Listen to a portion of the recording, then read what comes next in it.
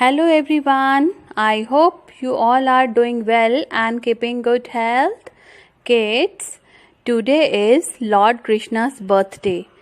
Your birthday comes every year na?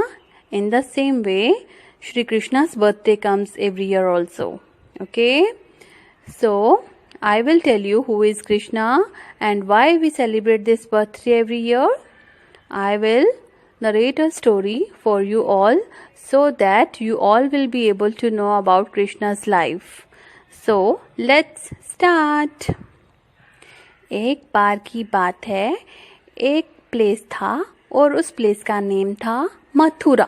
Okay, जैसे आप लुधियाना में रहते हो, यू लिव इन लुधियाना ना, इन द सेम वे एक मथुरा नाम का प्लेस था. ठीक है, वहाँ पर एक बहुत बड़े किंग राज्य करते थे, किंग रहते थे वहाँ पर, और उनकी बेटी का नेम था देवकी. उनकी शादी थी देवकी की, और देवकी की शादी हो रही थी वासुदेव जी के साथ.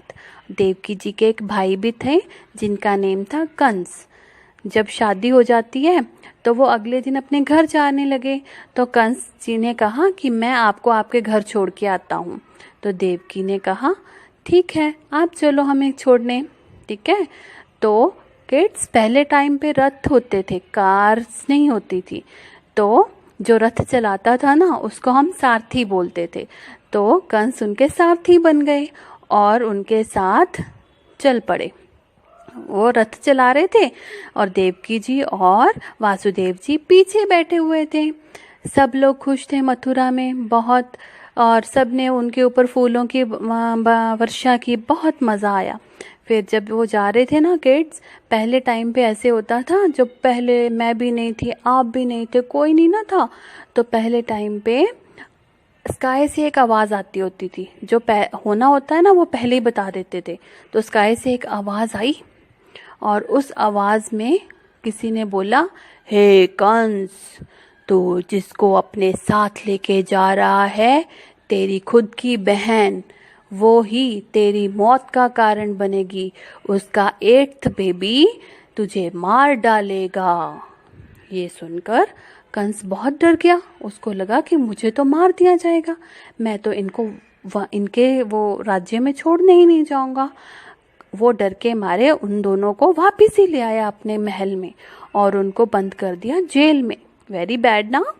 और उन दोनों को उसने जेल में बंद कर दिया और उसने अपने सैनिकों को बोला, सैनिकों ध्यान रखना, जब इनका 8th बेबी होगा तो मुझे बता देना. ठीक है. तो सारे सैनिकों ने बोला, जी महाराज, आप आराम से रहिए, हम आपको सब कुछ सूचना देते रहेंगे, सब बताते रहेंगे. ऐसे बोला. तो फिर कुछ टाइम के बाद बहुत टाइम निकल गया और उसके बाद फिर एक दिन भगवान जी प्रकट हुए. भगवान जी सामने आए और उन्होंने देवकी मैया को बोला, मैया मैं तेरा ही हूँ, मैं तेरा बालक हूँ और मैं ही कंस का वध करूँगा, पर अभी तू मुझे मेरी रक्षा कर और मुझे यहाँ मत रहने दे. तो वासुदेव जी ने कहा कि मैं आपको छोड़ आता हूँ नंद के गांव में. तो वो उनको नंद के गांव यानी कि गोकुल में छोड़ने चले जाते हैं. भगवान जी थे ना कृष्ण जी, तो कृष्ण जी ने एक चमत्कार किया तो सारे सैनिक सो गए. है ना, सारे सैनिकों को सुला दिया उन्होंने कुछ टाइम के लिए, और सारे सोते रहे. और वासुदेव जी उनको एक छोटी सी बास्केट में डाल के ना, तो उनको नंदगांव में छोड़ने चले गए.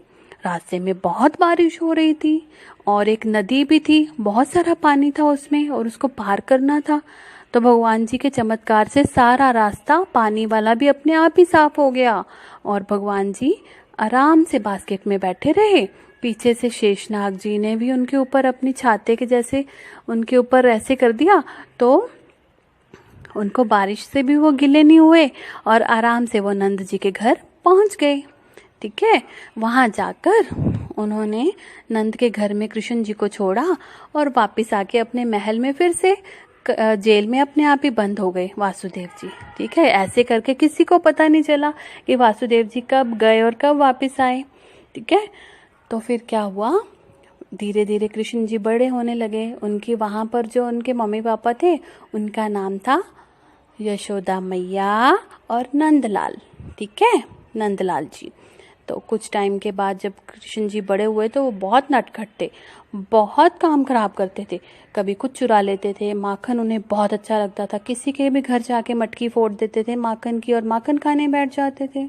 और उनकी कंप्लेंट्स करने आती थी वो आंटियाँ, जो जिनके घर से वो माखन खाते थे ना, वो आंटियाँ कंप्लेंट करने आती थी उनके मम्मी पापा को।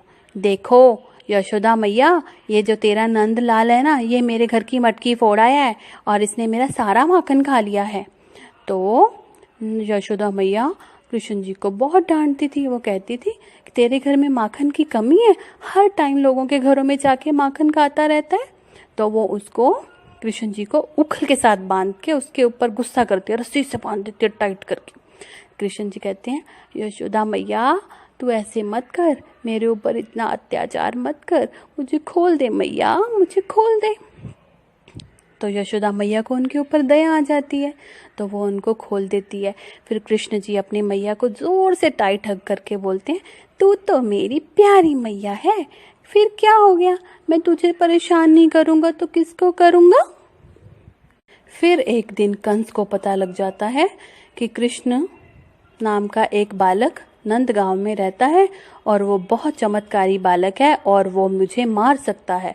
तो कंस ने क्या किया, उनको धोखे से अपने राज्य में बुला लिया और उनको बोला कि यहाँ पर एक फाइट कराऊंगा, जो जीत जाएगा उसको बहुत प्राइज मिलेगा। तो वो कृष्ण जी को बुला लेता है। कृष्ण जी के साथ उनके एक भाई होते हैं जो बलराम जी, वो भी जाते हैं। तो दोनों उनके साथ वहाँ पर जितने भी राक्षस होते हैं, बैड मैन होते हैं, उनके साथ उनकी फाइट होती है। ठीक है, फाइट होती है तो एंड में जीतते हैं भगवान जी, क्योंकि भगवान जी ने तो जीतना ही था। ठीक है, फिर एंड में आ जाते हैं कंस महाराज खुद मैदान में। वो कहते हैं अब मेरे से फाइट कर, मैं तो तेरे को हरा के रहूंगा कृष्णा। पर कृष्णा के सामने कौन टिक सकता था। कृष्णा ने कंस को भी मार दिया। जब वो मरने वाला था तो उसने जब कृष्ण जी की तरफ देखा तो उसको भगवान जी दिखे, कृष्ण जी के रूप में भगवान जी दिखे। तो वो समझ गया कि ये तो वाकई में भगवान है, इनके साथ तो मैं कभी जीत ही नहीं सकता। तो उसके मुंह से निकला, जय श्री कृष्ण, जय श्री कृष्ण। किड्स, इस तरह से श्री कृष्ण जी ने कंस जैसे बैडमैन को मार दिया। जब जब हमारी इस अर्थ पर कुछ बुरा होता है, उस बुराई को खत्म करने के लिए भगवान जी स्वयं किसी न किसी रूप में इस धरती पर जन्म लेते हैं और बुराई को खत्म करते हैं।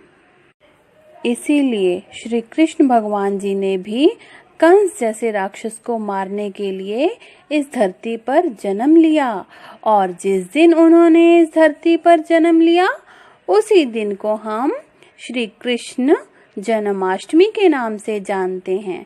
और इस दिन सब लोग अपने अपने घरों में श्री कृष्ण जन्माष्टमी की पूजा भी करते हैं। So I hope you all must have enjoyed this story. Happy Janmashtami to all. Jai Shri Krishna.